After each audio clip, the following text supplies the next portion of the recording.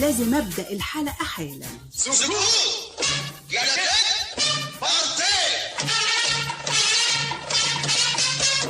ايه ده لما تعش من شافك وحل بلحك وشافك رمضان كريم يا فول. يلا بينا. اتفضلي. الجو ده أنا بخاف. اللي يخاف من العفريت يطلع له. أفيش معاه دلال الشاطر.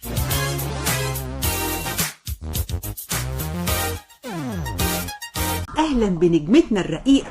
أهلا وسهلا، أنا اسمي سحر. سحر ولا كريمة ولا لينا ولا عديلة، احنا بنحبك في كل الأحوال. ميرسي على المداخلة الظريفة دي. أنا محضرة لك مفاجآت حلوة قوي. عارفة هنبدأ بإيه؟ بهاني شاكر.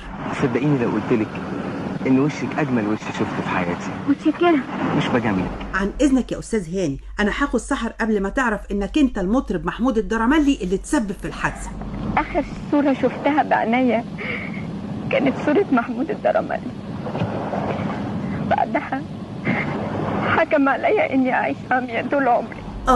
أنا أسفة إني ضايقتك وفكرتك بالمسلسل ده. دلوقتي هضحكك. عارفة ليه؟ لأني لقيت لك الصرصار. عارفاه؟ أيوة أعرفه جدا جدا. حد يحب الصرصار؟ أنا بحب الصراصير. الصراصير يا لينا؟ أنا مرة لقيت صرصار في الجنينة، أخدته معايا فوق في السراي وعملت له بيت إزاز وبقيت كل يوم أكله بإيدي. بتأكلي مين؟ الصرصار. بتأكلي الصرصار كل يوم؟ كل يوم. وعملتي معاه إيه تاني يا لينا؟ لقيته وحيد، جبت له صرصراية. صرصراية؟ جوزته. بجد؟ ربنا يكرمك. امين يا رب. انا نفسي الحلقة دي تبقى من احلى الحلقات.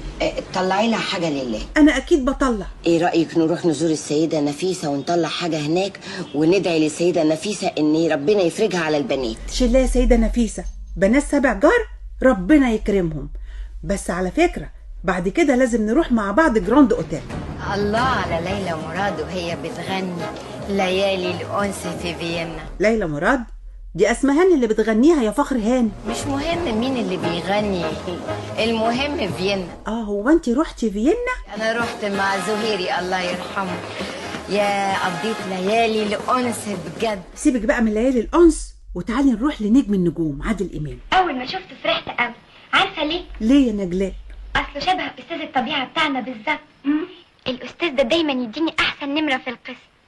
البنات اللي معايا كلهم اتغاظوا مني وقعدوا يتكلموا علينا.